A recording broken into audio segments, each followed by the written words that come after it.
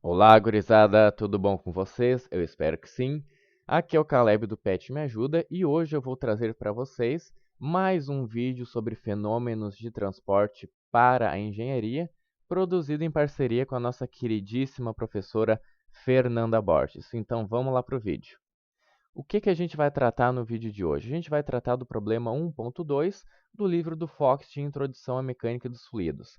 E este problema nos pede o seguinte: enuncie com suas palavras cada uma das 5 leis básicas de conservação apresentadas na seção 1.4 aplicadas a um sistema. Bom, o que eu preciso saber para resolver esse problema? Obviamente, primeiro, quais são estas 5 leis básicas aqui? A conservação da massa, a segunda lei de Newton, o princípio da quantidade de movimento angular e a primeira e segunda leis da termodinâmica.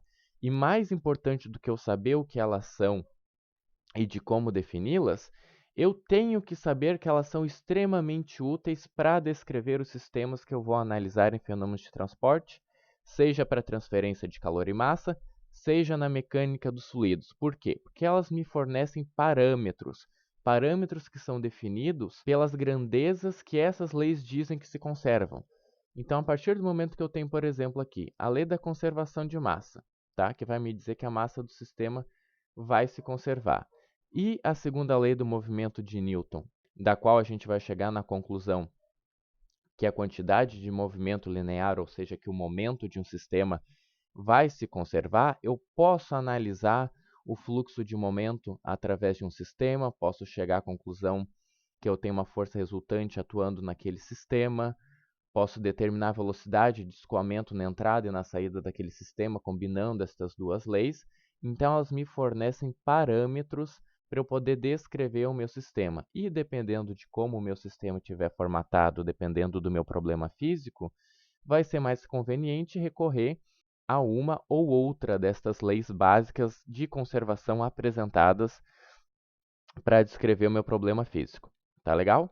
Então, estas são as 5 leis básicas de conservação, esta é a importância delas, e vamos agora descrever cada uma. A primeira é a conservação da massa. Ela foi anunciada pela primeira vez por Lavoisier, que observou que em uma reação química a massa dos reagentes é sempre igual à massa dos produtos, tá? Em um sistema fechado. O que isso quer dizer? Quer dizer que eu não posso criar matéria e eu não posso destruir matéria. Essa frase, esse enunciado, é conhecido hoje popularmente como na natureza nada se perde, nada se cria, tudo se transforma, tá legal? E isto vai ser válido para os sistemas que eu vou analisar. Agora, falando nisso, é muito importante a gente definir o que a gente vai tratar como sistema. Um sistema vai ser essencialmente uma parte do todo, ou seja, uma porção do meu universo, que eu vou decidir analisar, tá? E muitas vezes, por conveniência, eu posso definir um sistema exatamente como uma porção finita de matéria. Ou seja, já que a matéria não é criada nem destruída, defino o meu sistema como uma porção finita de matéria.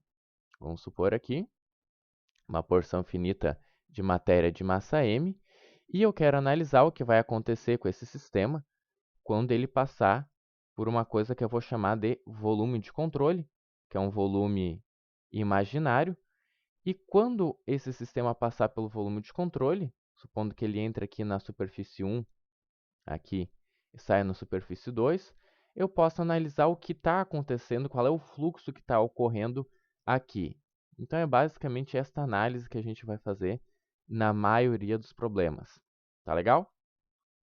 Uma vez definido o que é sistema e como eu posso analisar um sistema, eu posso dizer que um sistema pode ser classificado de 3 maneiras. Ele pode ser isolado. Um sistema isolado vai ser um sistema que não troca massa e não troca energia com o meio. Então, aqui está o meu sisteminha aqui dentro, eu não tenho fluxo de massa para fora, não tenho fluxo de massa para dentro, não tenho troca de energia com o meio também. Eu posso ter um sistema fechado. O que vai ser um sistema fechado? Vai ser um sistema no qual eu não troco massa com o meio, tá? Aqui o meu sistema fechado, mas eu troco energia com o meio. Essas trocas de energia vão ser basicamente na forma de calor, tá legal? Calor que o sistema vai trocar com o meio. E eu tenho um sistema aberto, que vai ser a maioria dos sistemas que a gente vai analisar aqui em fenômenos de transporte, mecânica dos fluidos. Um exemplo desse tipo de sistema é um duto de escoamento, tá? No qual eu tenho troca de massa com o meio, ou seja, eu tenho massa entrando aqui, tenho massa saindo aqui no final do duto e tenho troca de calor também com o meio, seja com calor sendo fornecido para aquecer esse fluido ou calor sendo retirado para resfriar esse fluido. Tá legal? Então está explicada a primeira lei de conservação. Tudo bem? Partindo para a segunda agora, a segunda lei do movimento de Newton, ou segunda lei de Newton. O que essa lei nos diz? Essa lei nos diz que a força aplicada sobre um sistema, ou melhor, que a mudança de movimento observada em um sistema, observada em um corpo, vai ser diretamente proporcional à força aplicada neste corpo, e que essa proporcionalidade se dará pela massa daquele corpo ou daquele sistema, tá? Isso nos leva à equação de que força é igual a massa vezes a aceleração. Vamos denotar assim porque força e aceleração são grandezas vetoriais. E daqui a gente pode ir reescrevendo esta equação para chegar a algumas notações mais interessantes que vão ser úteis para a gente descrever os problemas de fenômenos de transporte. Bom, o que é a aceleração? Ela é exatamente a mudança de movimento, ela é a variação na velocidade daquele corpo. Então, eu posso escrever isto aqui dessa maneira, que a força aplicada é igual a massa vezes variação da velocidade com o tempo, certo? Posso escrever isso, tá? E de maneira mais genérica ainda, eu posso escrever a força como sendo a variação com relação ao tempo da massa vezes a velocidade do corpo daquele sistema.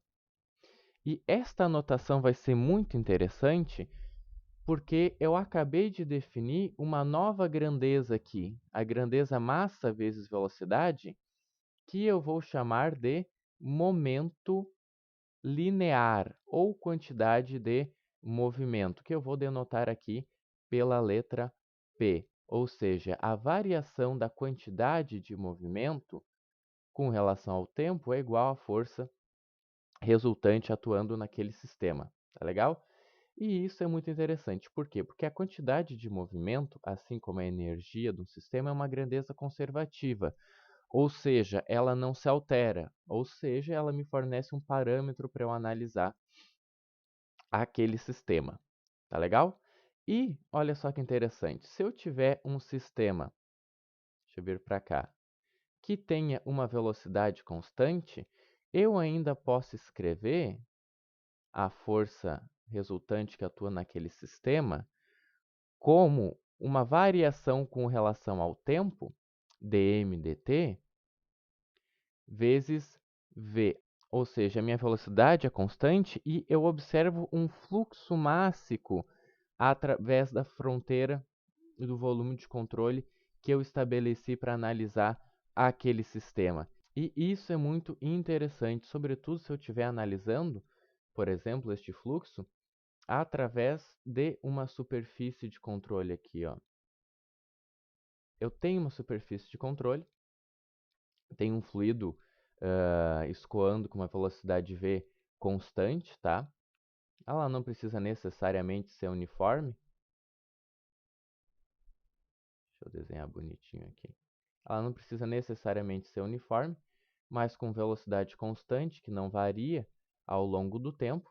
E eu tenho um fluxo mássico estabelecido aqui, que é exatamente o que vai pontinho, que é exatamente o que vai definir o meu escoamento. E a partir dessa definição eu posso descrever o fluxo de momento através dessa superfície e chegar à conclusão de qual é a força resultante atuando aqui e em todas as superfícies de controle ali do meu sistema e qual é a força resultante atuando, portanto, sobre o meu sistema. Então, escrevo isto desta maneira aqui.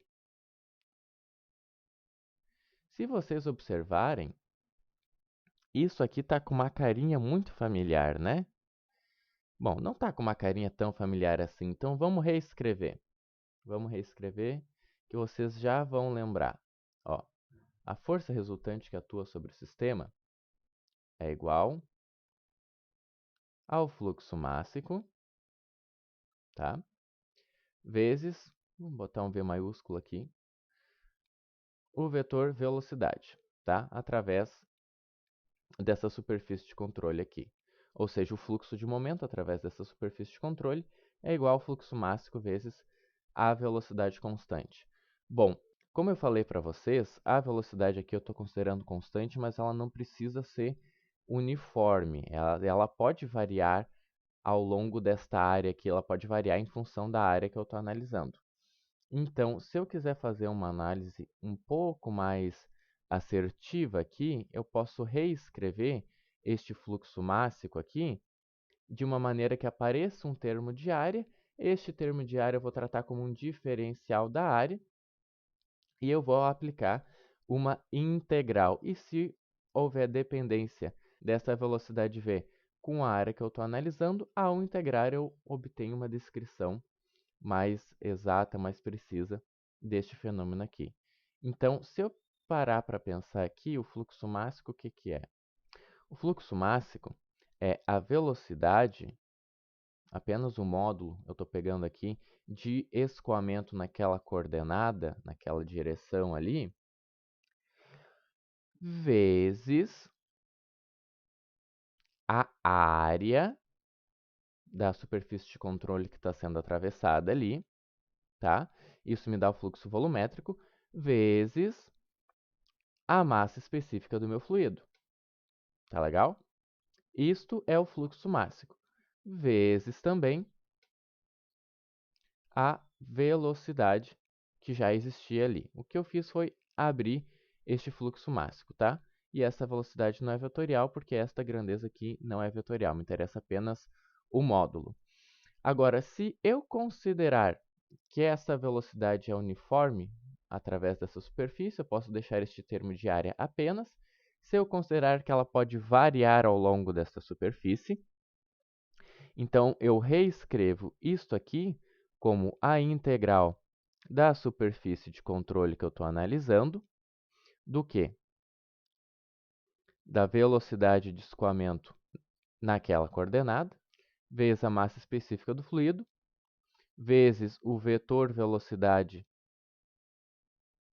de escoamento do fluido, vezes um diferencialzinho de área aqui, que é ao longo deste diferencial de área, que eu vou realizar esta integral, e se houver dependência da velocidade com relação à coordenada aqui na área, eu posso, de repente, abrir esta integral em duas aqui e calcular de maneira mais correta o que está acontecendo aqui. E se vocês já fizeram mecânica dos fluidos, vocês agora viram que isso aqui tem uma carinha familiar.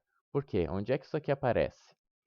Isso daqui aparece nessa equaçãozinha sem vergonha aqui, ó. Olha o termo que a gente deduziu aqui a partir da conservação de momento linear, conservação da quantidade de movimento, a partir da segunda lei de Newton. É aqui que ele aparece. E se vocês lembram lá dessa equação, essa equação descreve exatamente a força resultante em uma dada coordenada aqui do meu sistema, como sendo as forças de superfície atuando nesse sistema, mais as forças de campo, e isso é igual exatamente à variação do momento no interior do volume de controle. A gente poderia ter deduzido isso aqui também, mas é uma coisa que normalmente a gente vai desprezar, porque eu estou considerando que eu não tenho variação nas minhas condições de escoamento com o tempo, que é o que este termo está dizendo, então isso aqui vai para zero. As forças de campo a gente também normalmente desconsidera, tá? Então, eu fico que a força resultante que atua ali no meu sistema vai ser igual às forças de superfície atuando no sistema, que são exatamente iguais ao fluxo de momento através das superfícies de controle que estão atuando naquele sistema. Tá legal? Então, na maioria das vezes, é exatamente isso aqui, esta parcela da equação, que a gente usa para descrever o que está acontecendo no sistema. Caso ainda não tenha ficado claro, deixa eu tentar desenhar aqui. Por exemplo, em um cano que tem uma curva aqui, ou uma junção de dois canos, eu vou analisar o fluxo de momento linear através dessa superfície, o fluxo de momento linear através dessa superfície, colocar isso aqui dentro de um volume de controle, para eu definir onde eu estou fazendo a minha análise. Tá? Eu analiso o fluxo de momento através dessas superfícies, eu vou obter uma determinada força resultante aqui, uma resultante, por exemplo, na coordenada x aqui.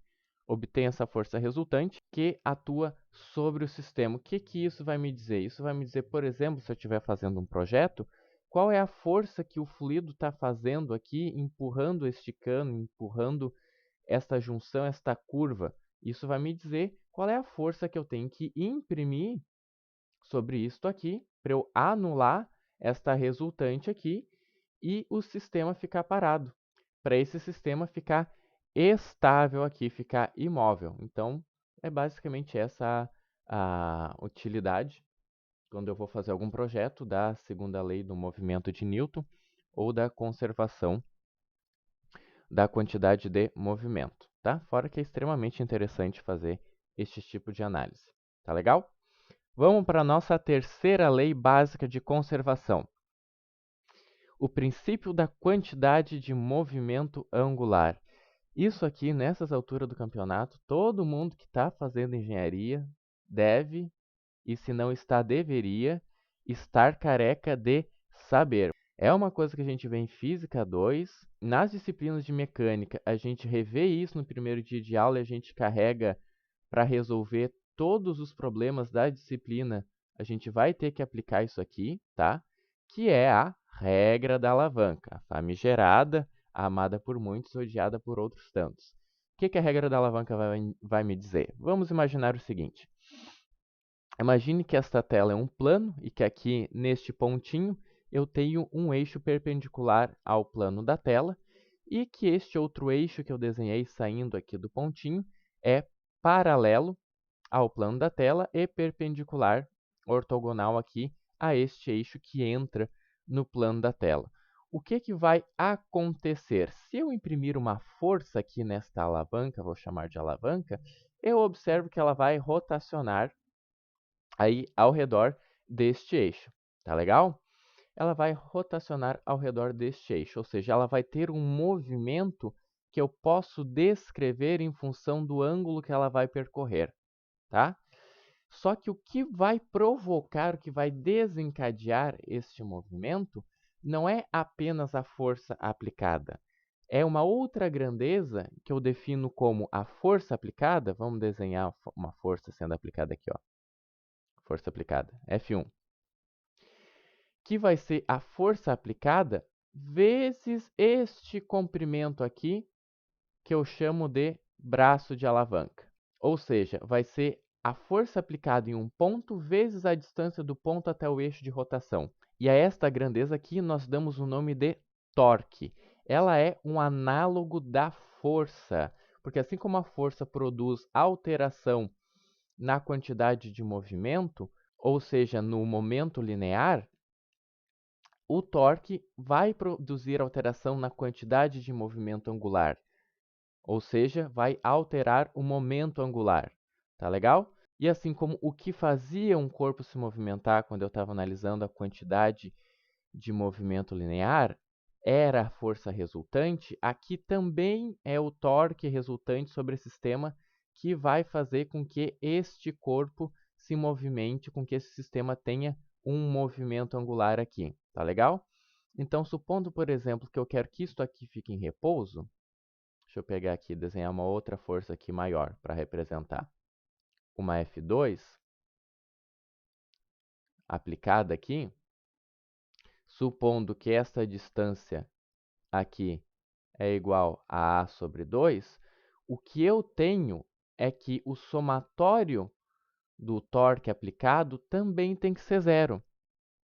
Ou seja, se eu tenho uma força aplicada na metade da distância que esta força está sendo aplicada, essa força tem que ter o dobro da magnitude desta para que o meu sistema tenha um somatório de torque igual a zero e ele esteja em repouso. Tá legal? Agora, onde é que isso vai ser útil para a gente quando a gente estiver analisando problemas de mecânica dos fluidos, de fenômenos de transporte? Vai ser útil, sobretudo, quando a gente estiver analisando hidrostática e eu tiver, por exemplo, uma comporta. Aqui vou botar um exemplo de uma comporta inclinada aqui, com um ângulo específico, e aqui o nível do meu fluido, tá? Então, eu tenho esse tipo de sistema e eu quero saber qual é a força que eu tenho que aplicar aqui na ponta da comporta, essa força desconhecida, para que esta porta não abra. Por quê? Porque eu tenho uma pressão aqui decorrente da coluna de fluido, decorrente da altura, do nível deste fluido aqui, e eu vou ter uma distribuição de forças ao longo dessa superfície submersa decorrente da pressão exercida pelo fluido. E todas essas forças, quando a gente for fazer a análise, eu vou integrar estas forças ao longo deste braço de alavanca aqui, vai me dar um determinado torque, que terá que ser igual ao torque produzido por esta força que eu pretendo aplicar para que esta comporta fique em repouso, tá? Então, um exemplo de aplicação do princípio da quantidade de movimento angular. Beleza? Partindo para a quarta lei de conservação, para a quarta lei básica de conservação, nós temos a primeira lei da termodinâmica, que todo mundo também já está careca de saber, que vai nos dizer que a variação da energia interna em um sistema é igual, vou dizer que é igual a E, porque eu quero usar essa notação depois, e é igual ao calor adicionado ao sistema menos o trabalho realizado pelo sistema ou mais o trabalho fornecido ao sistema. Tá legal?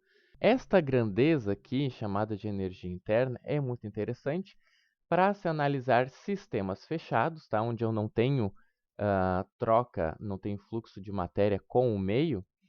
E a energia interna é também uma função de estado. Significa o quê? Que cada estado definido por um determinado par de temperatura e pressão vai ter um determinado valor de energia interna para uma determinada substância ou conjunto de substâncias que estão presentes ali no meu sistema, e ela geralmente pode ser expressa para uma determinada substância conhecida de maneira intensiva, tá? De maneira intensiva em unidade aí de energia, estou colocando quilojoule aqui, por massa do meu sistema. Então, conhecendo, por exemplo, em que estado definido por temperatura e pressão que aquele meu sistema se encontra, eu posso definir a energia interna daquele sistema a partir da energia interna intensiva característica daquele sistema de temperatura e pressão, multiplico isso pela massa do meu sistema, tenho a energia interna do sistema, tá? E sabendo o trabalho que eu quero que ele realize, eu posso calcular, por exemplo, o calor que eu devo incidir sobre ele. Tá legal?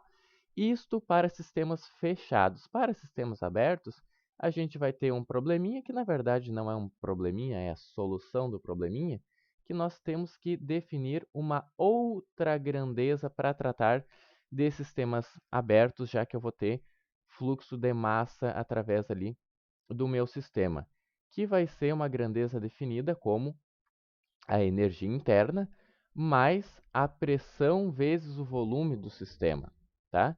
E a esta grandeza a gente chama de entalpia, ou seja, a variação da entalpia, é igual aí a energia interna mais a pressão vezes o volume do sistema. Isso aqui, para quem lembra lá de termodinâmica, isso aqui é o trabalho de fluxo. O trabalho de fluxo, que nada mais é do que o trabalho necessário para empurrar aquela quantidade de massa através do meu volume de controle. Ou seja, o trabalho necessário para que o meu fluido atravesse o volume de controle que eu estou analisando.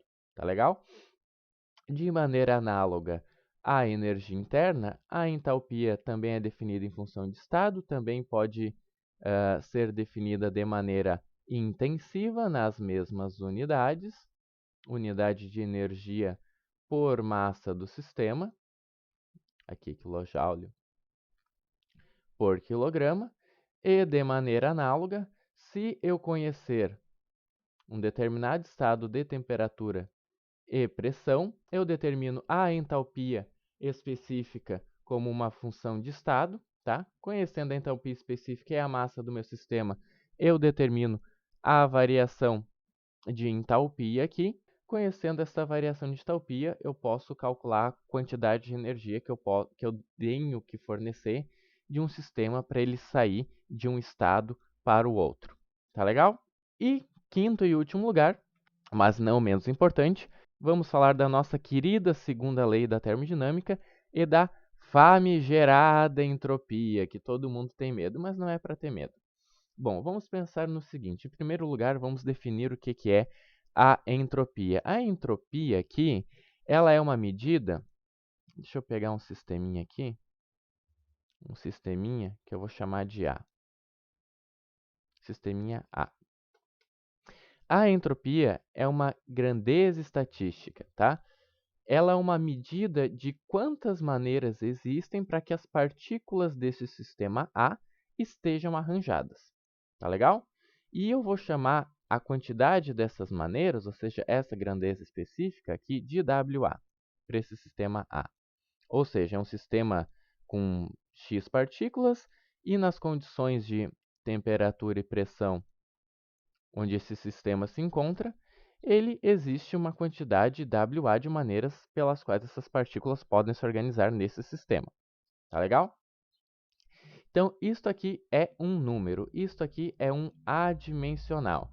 Supondo que eu queira avaliar a entropia de um sistema A e de um sistema B, combinados aqui, por exemplo, B também em determinadas condições de temperatura e pressão, e com um valor WB que descreve as maneiras possíveis pelas quais esse sistema pode se organizar, o que eu teria que fazer, como é uma grandeza estatística, é multiplicar o valor de WA pelo valor de WB. Só que eu tenho um probleminha. Se eu quiser usar isso para descrever os sistemas físicos e usar relação com as outras funções de estado que eu já defini, eu vou ter que, primeiro, arrumar um jeito de operar isso aqui da mesma maneira que eu opero energia interna e entalpia, que eu somo elas quando eu estou analisando dois sistemas. E eu também vou ter um problema com relação à unidade disso aqui, tá? Então, vamos resolver este problema por partes. Para eu poder somar um valor relativo à entropia do sistema A com um valor relativo à entropia do sistema B, é muito simples. Basta eu aplicar um logaritmo, tá? E pelas propriedades do logaritmo, se eu multiplicar aqui este valor w com outro valor w, ou se eu somar o logaritmo dWA com o logaritmo dWB, eu vou ter a mesma coisa. Então, a maneira como eu opero isso aqui já está resolvida. Me resta apenas o problema da unidade, que eu vou resolver colocando uma constante aqui na frente, conhecida como constante de Boltzmann, que vai ter unidade de energia, ou seja, Joule, por Kelvin, tá? Joule por temperatura absoluta aí, tá legal? E é exatamente esta funçãozinha aqui que a gente chama de entropia. E é por causa desta definição que a gente diz que a entropia é uma medida da desorganização de um sistema, tá? Só que às vezes a gente fica repetindo isso, e não tem noção do que ela realmente significa. Então, na verdade, ela é uma grandeza que não é medida diretamente, mas que descreve de quantas maneiras possíveis aquele sistema pode se organizar, dado condições de temperatura e pressão, ou seja, ela também é uma função de estado. Beleza. Definida entropia, a gente pode perceber uma coisa muito interessante aqui, que é o seguinte: quanto maior for este W aqui, ou seja, quanto mais maneiras possíveis houver para este sistema se organizar, maior é a minha entropia. E o que vocês acham? Vai ser mais favorável para sistemas. Vamos pegar um sistema isolado aqui. Pegar um sisteminha isolado. Botar um pistão nele aqui. Botar um pistão. Tá. O que vocês acham? Vai ser mais favorável para esse sistema existir ou passar de um estado para outro de maneira a diminuir a entropia, ou seja, eu diminuo a quantidade de maneiras pelas quais eu posso organizar esse sistema, ou vai ser mais favorável que todas as transformações deste sistema isolado ocorram de maneira a aumentar a quantidade de maneiras pelas quais eu posso organizar esse sistema. Preferencialmente, na verdade sempre, as transformações desse sistema isolado vão ocorrer de maneira a aumentar o número de maneiras pelas quais eu posso descrever, pelas quais eu posso organizar as partículas desse sistema. Ou seja, vão ocorrer de maneira sempre a aumentar a entropia. Por quê? Porque a probabilidade é maior disso ocorrer. Tá legal? Então, pensem, por exemplo, em um sistema isolado. Aqui que eu desenhei para vocês, eu tenho partículas de um gás aqui dentro, tá? E este pistão vai exercer um trabalho aqui nesse sistema isolado, que não troca nem calor, nem massa com a vizinhança. Vai fornecer um trabalho que eu vou chamar de WF, trabalho fornecido. Tá legal? Se este trabalho fornecido vai aumentar a pressão, como nós sabemos, mas se o aumento da pressão for exatamente diretamente proporcional, for todo convertido em diminuição do volume, eu não vou ter alteração da entropia aqui do meu sistema, tá? E isso vai me dar um problema, porque eu sei que as transformações em um sistema isolado tendem a ocorrer de maneira a aumentar a entropia. Então, o que isso vai me dizer? Isso vai me dizer que todo o trabalho que eu forneço aqui, o trabalho fornecido, na verdade, ele vai se dividir em duas coisas. Vai se dividir no que eu vou chamar de WU, que é o trabalho útil para promover, por exemplo, a diminuição do volume em função do aumento da pressão nesse sistema, mais um termo ΔQW. O que é este termo ΔQW? É a quantidade de energia que este sistema, por exemplo, este gás aqui, dissipou na forma de calor para que ocorresse o aumento da entropia desse sistema. Tá legal? E isto é observado, por exemplo, neste exemplo aqui, que é uma transformação adiabática, ou seja, eu exerço um trabalho de maneira muito brusca sobre o sistema, a transformação não ocorre de maneira reversível, tem uma transformação ocorrendo muito rápido, então eu vou tender a ocorrer de maneira irreversível e tender a aumentar a entropia. Quando isso acontece, eu tenho dissipação da energia aqui na forma de atrito, que produz calor, e aumenta a temperatura dessas moléculas aqui e, portanto, aumenta a entropia, tá? O inverso também é verdadeiro. Quem já viu congelamento de válvula de gás sabe.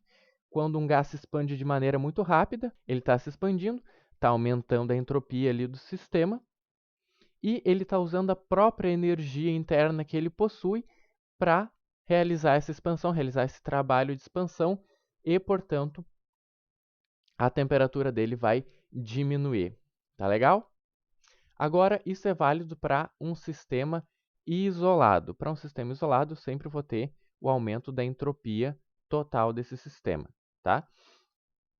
Agora, se eu tiver, por exemplo, um sistema aberto ou um sistema fechado, onde eu tenho a troca de calor.